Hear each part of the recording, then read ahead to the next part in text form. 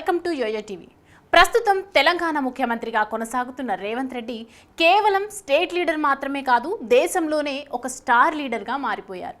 ఎందుకంటే తెలంగాణలో పార్టీ ఉనికి ప్రశ్నార్థకమైన సమయంలో టీపీసీసీ వర్కింగ్ ప్రెసిడెంట్గా బాధ్యతలు చేపట్టిన రేవంత్ రెడ్డి పార్టీని బలోపేతం చేయడంలో కీలక పాత్ర వహించాడు.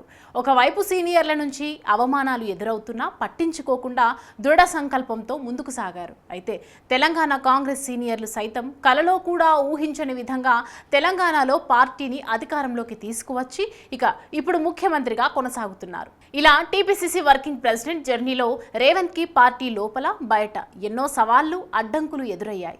ఈ తరుణంలో రేవంత్ రెడ్డి మరో బాంబు పేల్చారు. ఘాటు వ్యాఖ్యలతో కాంగ్రెస్ లో కలకలం రేపారు. భువనగిరి ఎంపీ అభ్యర్థి ప్రచారంలో పాల్గొన్న రేవంత్ రెడ్డి మంత్రి కోమటిరెడ్డి వెంకటరెడ్డిపై ప్రశంసలు కురిపించారు. తెలంగాణ కాంగ్రెస్ లో తన తర్వాత ఎవరైనా సీఎం పదవికి అర్హుడు ఉన్నారంటే అది కోమటిరెడ్డి వెంకటరెడ్డి అంటూ బహిరంగంగా ప్రకటించారు. ఇప్పుడు ఈ ప్రకటన కాంగ్రెస్ లో కలకలం రేపుతోంది. ఎన్నికల్లో కాంగ్రెస్ కు మెజారిటీ అసెంబ్లీ స్థానాలు ఖాయం కాగానే సీఎం రేసు మొదలైంది. మాజీ పీసీసీ అధ్యక్షుడు ఉత్తమ్ కుమార్ రెడ్డి, అప్పటి సీఎల్పీ నేత భట్టి విక్రమార్క సీఎం పదవికి బాగా పోటీ పడ్డారు. 2-3 రోజుల తర్వాత హైకమాండ్ రేవంత్ రెడ్డిని సీఎంగా, భట్టి విక్రమార్కను డిప్యూటీ సీఎంగా ప్రకటించింది.